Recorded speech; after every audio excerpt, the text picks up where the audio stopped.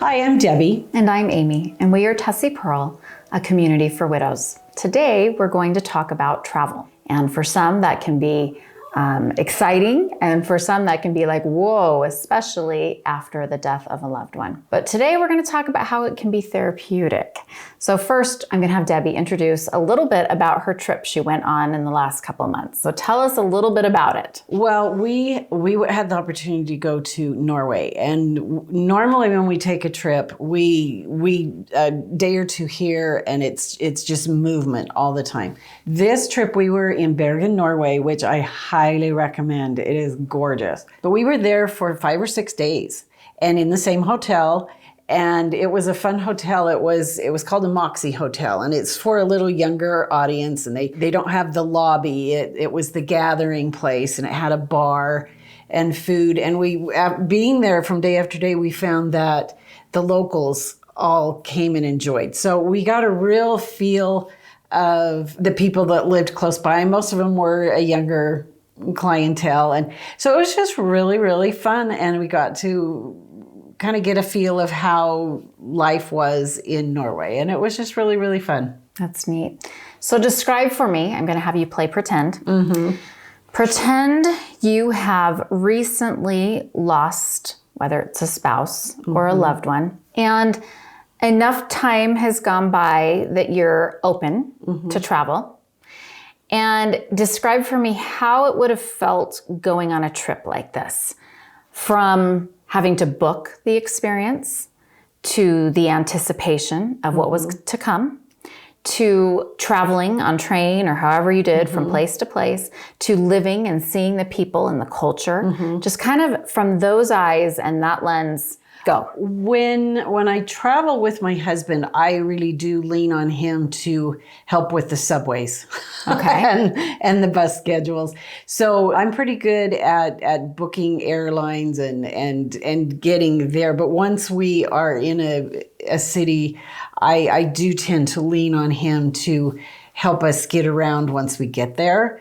To go on an international trip, I wouldn't have done that the first trip on my own. I think I would have done some smaller, more close to home trips, and I probably wouldn't have done this one by myself. I would have had to find a friend or somebody or a family member to go with me To feel confident. To feel confident. Yeah, I've never planned a trip for myself, so that would be very, very different.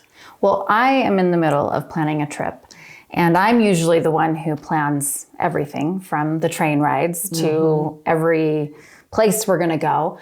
And for me, when I travel, I'm in awe pretty much the whole time because I'm experiencing new things. And I have to be fully present in order to navigate a new situation. I'm not in my comfort zone. I'm not at home. And I'm not in a place that I know really well. And I'm curious and I'm excited. And there comes a joy in my heart when I travel. Oh, I love seeing new places. Yeah, and eating the new food. Oh, yeah. And the smells, and how do they live their lives, and what do their homes look like, and the architecture. I'm a huge architecture person, right? And so imagine then the power of travel for someone who's lost a loved one, for a widow. There's various articles written and various information out there, but travel can be healing, very healing for the heart. Yeah. When you travel, you get outside of yourself. You're not in the day-to-day things that you do here at home. And so it's very freeing emotionally to get to a new place. But you're able to reach your emotions that you've hidden at home. And so it can be very cleansing. You're free to cry if you need to cry. And because the emotions are so much more heightened and for longer periods of time, you may actually feel more joy as you see something. And you may feel pain, more pain, or you may just be open to just let it go. And there's various purposes in travel.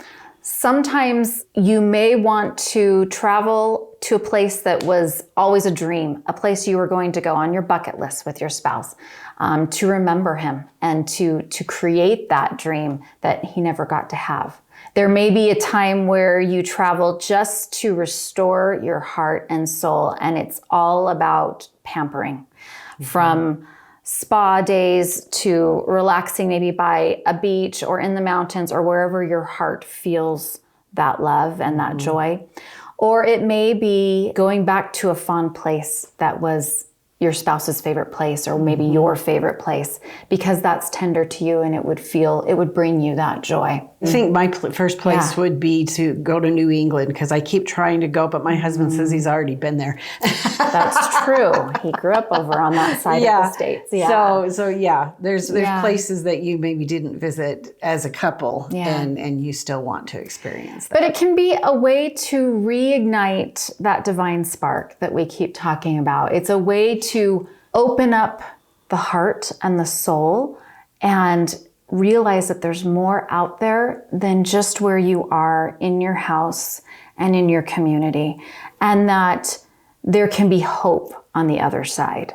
And travel is a beautiful way of doing that. Even if it's a day trip to a weekend, to somewhere close by, maybe the next state over, to then branching out a little bit more to some of this, let's go across and go to Ireland or somewhere that you've never been.